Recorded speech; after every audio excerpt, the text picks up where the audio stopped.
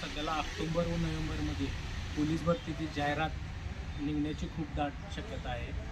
तर पोलीस भरती करत असताना आपल्याला दोन गोष्टींना सामोरे जायचं आहे. पहिले म्हणजे शारीरिक चाचणी आणि दुसरी म्हणजे लेखी चाचणी.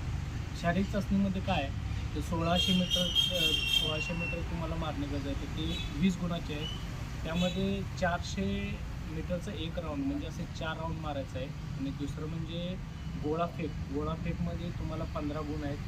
आणि तिसरं म्हणजे 100 मीटर ह्यासाठी पण तुम्हाला 15 गुण आहेत. म्हणजे एकूण तुम्हाला 50 मार्काची शारीरिक चाचणी. ह्यापैकी तुम्हाला किती मार्क पडते ह्याच्यावर तुम्ही लेखीसाठी तुम्ही क्वालिफाय होता. दुसरी चाचणी म्हणजे लेखी चाचणी. हे तुम्हाला 100 मार्काची आहे.